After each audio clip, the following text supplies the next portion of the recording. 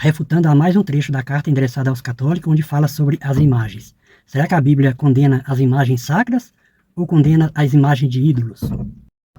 Eu vou ler mais um trecho da carta, que diz assim: Eu sou o Senhor, este é meu nome, e não darei a outro minha glória, e nem consentirei que se tribute aos ídolos, imagem de escultura, o louvor que só a mim pertence. Isaías 42:8. Eu gostaria de mostrar aqui um detalhe importante, antes de nós estudarmos, o Êxodo 20, que fala das imagens. A Bíblia não foi escrita em capítulo e versículo. A Bíblia foi primeiramente dividida em versículo, em capítulo, 1227, por um arcebispo católico, e em versículo só por volta do século XV, que a Bíblia foi dividida em capítulo, em versículo. Então isso quer dizer que a divisão do decálogo, dos 10 mandamentos, é puramente humana. Quem fez a primeira divisão foi Flávio Josefo, de Filon, e dos helenistas, Então essa é a divisão do decálogo seguida pelos protestantes hoje. A segunda é a da Igreja Católica, feita por Santo Agostinho. Ela foi feita e é adotada pela Igreja Católica e é luterana também até hoje. E a terceira é a do judaísmo ortodoxo, o talmúdico, que fizeram a divisão do decálogo. Então aqui eu estou mostrando aqui um trecho, que vocês estão olhando aqui, um trecho que é o Êxodo 20, sem o capítulo, sem o verso. E muitos protestantes vão lá e dizem assim, aqui, não terás outro Deus diante de mim, e o segundo, não farás para ti imagem de escultura. Então eles colocam aqui um mandamento e esse aqui é outro.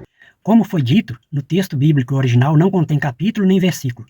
Então, no texto de Êxodo 20, o autor sagrado não especificou qual é o primeiro, qual o segundo e os demais mandamentos. Os mandamentos contidos no texto original é de interpretação simplesmente humana. Então, por que se diz que no texto de Êxodo 20 contém 10 mandamentos? É justamente por encontrarmos neste texto 10 leis que são distintas entre si. Por exemplo, não matar, não furtar, não pecar contra a castidade. Ou seja, são leis distintas. Eu posso desobedecer a um desses mandamentos sem desobedecer os outros.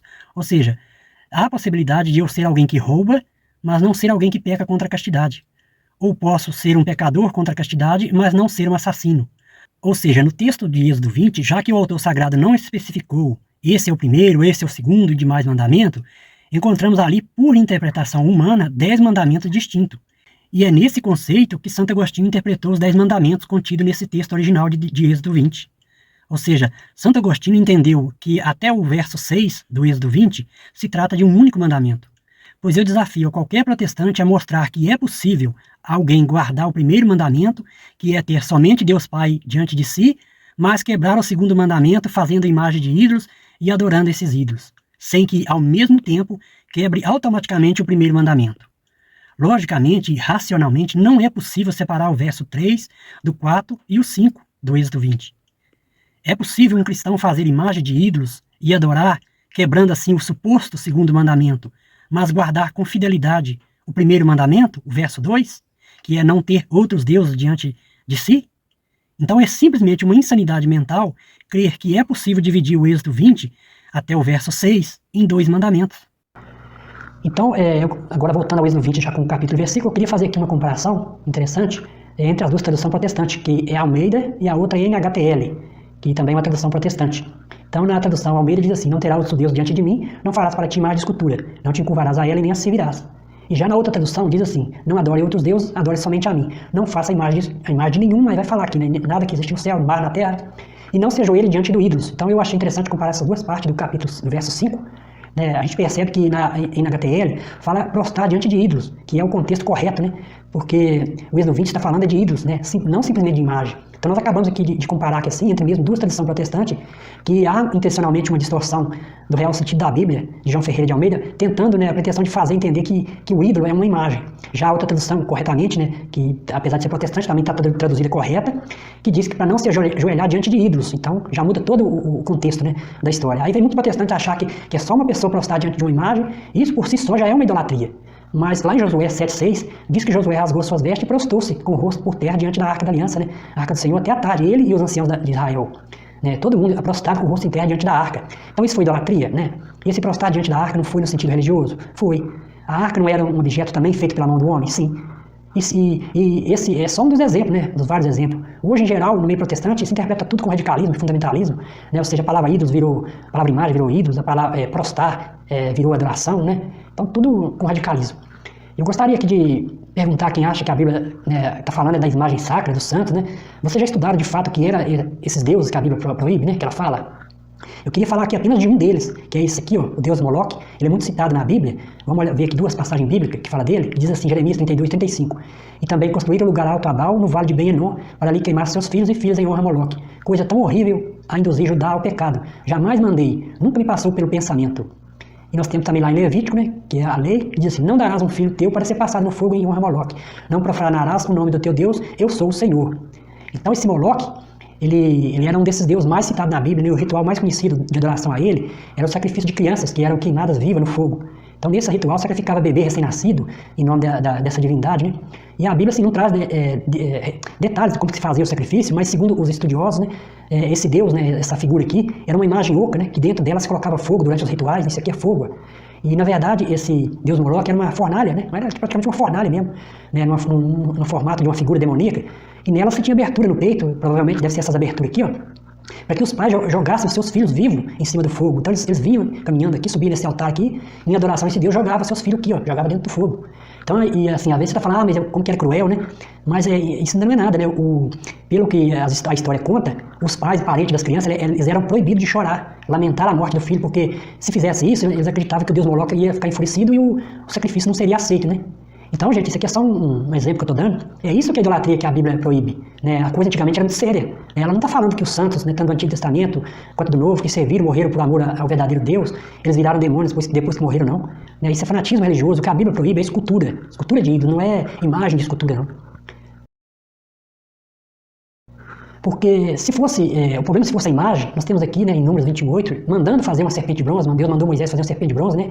Então se fosse o problema da imagem, isso aqui é uma imagem, ó. Foi mandada por Deus, faz uma serpente de bronze. E lá em Êxodo 20 está dizendo, não faça nada, nenhuma imagem de nada que existe na terra, nenhum formato. Mas é como ídolo, como adoração. Isso aqui Deus mandou fazer, não é como adoração. Nós temos também na arca os querubins aqui, isso aqui são imagens de escultura. Mandado pelo próprio Deus, no Êxodo 25, 16, 18, fará 2 querubins de ouro e os fará de ouro batido. Então aqui foi mandado fazer 2 imagens de escultura para colocar na tampa. Mesmo depois do Êxodo 20, pedir para não fazer nenhuma imagem de nada. Então a gente percebe que a questão não é a imagem. No Êxodo 25, 22, ainda coloca detalhe, né? Deus fala para Moisés dizendo assim, no meio das imagens de esculturas da aliança é que te darei todas as minhas ordens para os israelitas. Então, ou seja, acreditava-se que a voz de Deus, não sei como é que era, surgia entre essas 2 imagens. Então, ou seja, não tem nada a ver com imagem. O Êxodo 20 não está falando de imagem, está falando de idolatria. Nós temos aqui também uma ilustração do templo de Salomão. Olha como é que ele era coberto de imagem, né? E foi mandado fazer em cada detalhe pelo próprio Deus, né? Vamos ver aqui assim uma visão de Ezequiel, no 41, 17, onde ele fala do templo. Ele fala assim, por dentro as paredes do templo, até o alto das portas, estavam todas cobertas de figuras entalhadas, as palmeiras e de animais com asa. Vinha primeiro a palmeira e depois o animal, continuava assim toda volta, cada animal tinha 2 caras, uma cara de homem virada para a palmeira de um lado e uma cara de leão virada para a palmeira do outro lado. Era assim toda a volta da parede. Então, isso aqui era o templo de Salomão, né? Não é o real, mas era mais ou menos isso aqui, né? Então, se a gente olhar aqui, você vai ver que nenhuma igreja católica tem mais imagem do que tinha o templo de Salomão. Nenhuma igreja católica tem essa quantidade, pelo que descreveu até o próprio Ezequiel na sua visão ali. Então, se o problema fosse a imagem, né? Deus nunca tinha mandado entalhar a imagem, né? Aqui a gente vê em 2 Crônicas 2:7, onde Salomão, né, pede lá ao rei, dizendo assim, portanto, mande-me um homem que saiba trabalhar em ouro, prata e bronze e ferro, que saiba fazer tecido de fios de lã púrpura e vermelho e azul, que saiba trabalhar, entalhar madeira, isso aqui é entalhar, ó, fazer obra de escultura. Ele trabalhará em Judá e em Jerusalém, com os artesãos que foram contratados por Davi, meu pai. Então, pois o próprio Salomão pede ao rei Irã, né, rei de Tiroque, que lhe mandasse alguém, um perito, para as obras de escultura lá do templo. Então, no mesmo capítulo, a gente vai ver a resposta, né? Ele diz, o rei Irã devolve a resposta para ele. E agora vou lhe mandar Urã, um mestre artesão inteligente e capaz. Sua mãe pertencia à tribo de Dan e seu pai era da cidade de Tiro. Ele trabalha em ouro, prata, bronze, ferro, pedra, madeira e sabe fazer tecido de linho fino e fios de lã púrpura, azul e vermelha. E é perito também em obras de entalhe e sabe executar qualquer desenho que lhe for apresentado. Então, ou seja, o que é desenho? Desenho é imagem. Então, esse homem, né? Esse homem que foi convocado aqui, para fazer esse serviço no templo, ele foi convocado justamente para fazer obras de escultura. Era coisa que os outros não sabiam fazer. E ele era perito em fazer obras de escultura. Então vem protestante radicalizar, dizer que o Êxodo 20 está proibindo obras de escultura. Não é obra de escultura. O Êxodo 20 proíbe ídolo, fazer uma imagem de ídolo para adoração. Não se proíbe fazer uma imagem, né? Porque o templo de Salomão, onde o próprio Jesus frequentou, né, ele era repleto de imagens de escultura. Numa época em que a idolatria, a imagem era comum. Então Deus pede que o templo fosse todo em figuras entalhadas, né?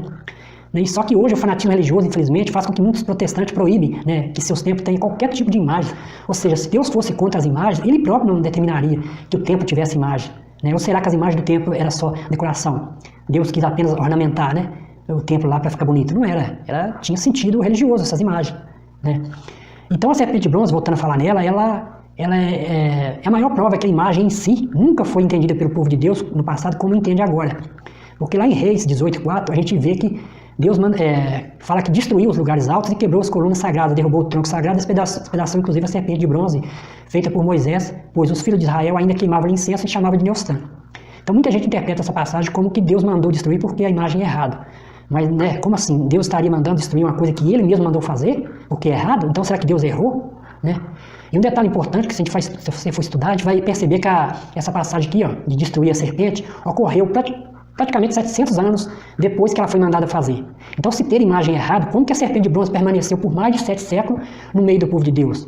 Para entender o porquê que a serpente foi destruída, por volta de 7 séculos depois, a gente tem que ler todo o capítulo anterior, que é o capítulo 17. Ele vai esclarecer por que Deus mandou, né, por que foi destruída a serpente de bronze depois. A gente vai perceber que não foi só a serpente, foi vários outros deuses que estavam sendo adorados ali assim.